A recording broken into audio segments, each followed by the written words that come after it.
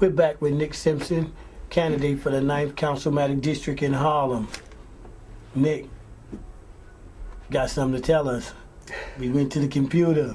Should have been out here with me in the first place. Yeah, and it's so many different figures. That I quoted the 19,000 annual income figure, and that's for seniors, 75 and older. Okay. And it's a lot of seniors in my building, and I'm talking with those seniors. They were saying that it's tight. Their income is tight. They don't want a fixed income. So I definitely was focusing on that figure of the 19,175. The average income in Harlem is approximately 50,000. But when you take it down to per capita, it's in the 30s. Okay. So if you're paying about $2,000 a month in rent, you're paying a lot of income. A lot of your income is being paid in rent. And the comment I made to you earlier about, I have a roommate. You don't have to have a roommate. Okay. You don't want to have a roommate your whole life. Of course. One day you want to advance and have your own place and start a family. Okay. So let's move past that. Let's talk about crime. Okay. Let's talk about crime. You recently had a shooting out there in Harlem where one officer killed another officer. Omar Edwards. Yes, but we're going to talk about crime as a whole. And crime, and when you go with crime, you still got to deal with youth. But let's go with crime. And how's the crime in housing developments? And you got a great deal of developments out there. And how's the crime in your district as a whole? And where's your council leader on this subject? Okay. Well, I am the council member. I'm not really familiar with a particular stance that's been taken with regard to crime. As far as crime in the community, from my personal experience, especially on the campaign trail, went to the Polo Grounds yesterday. I was warned not to go to the Polo Grounds. I was in wrangle houses and I warned not to go to the Polo Grounds. Like, you don't need to go in there. This is not the place for you to go. And I'm like, well, I am an aspiring public servant. I go where the people are. I go where all the constituents in the district want to go see them, where they are, and talk to them. And I visited the Polo Grounds, and there was one particular building. A young gentleman had been murdered there, and there was a memorial for him, down in the lobby. And I talked to tenants in there, and they were just expressing concern for the security as far as in their particular building. Okay. On what street was I on? I know there was an incident on 143rd Street where there was an altercation between a cop and a young girl.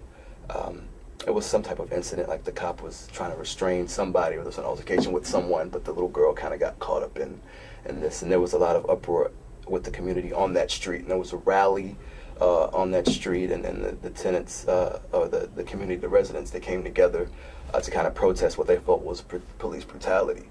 So it is in your community. I had another candidate running for the same District 9 in Harlem.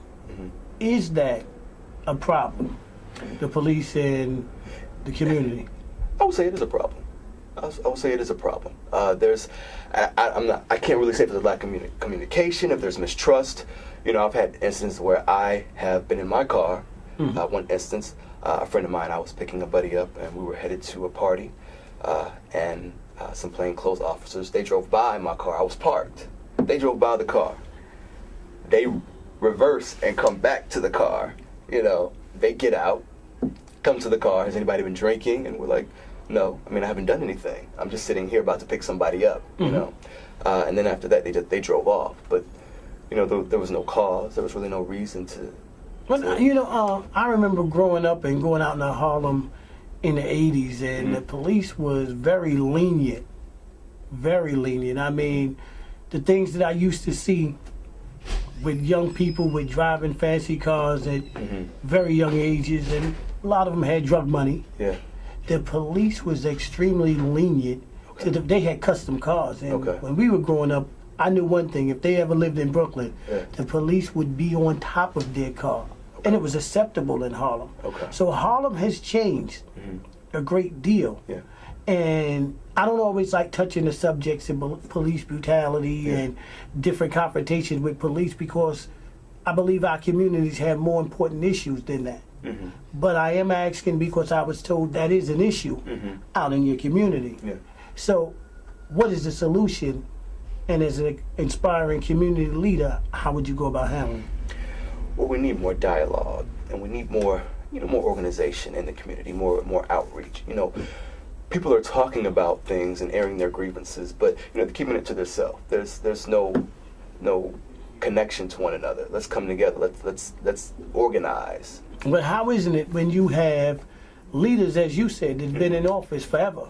Well, that's complacency. When you've been in office, 10, 15, 20, 30 years. And our Reverend Calvin Butts, I know he did have a few years ago when Giuliani, I believe, was in office. Mm-hmm.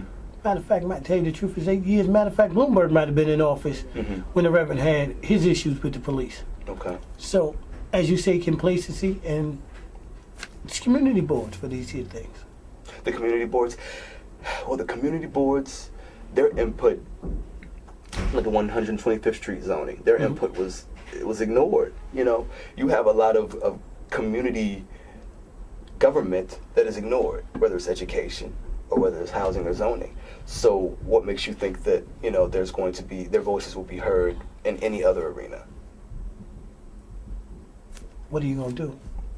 What are you gonna do? What are you gonna do? Like I said, there's outreach. We need to have more outreach. We need to have more of an organization. We need to have someone out there bringing everyone together. Let's have a rally. Let's have forums. Let's have a dialogue. Just like when I had the Criminal Justice Symposium, that brought together so many people. We brought the district attorney down, Okay. and the community lined up, came up to the mic, aired their grievances, and the district attorney heard what everyone had to say. Robert Morgenthau?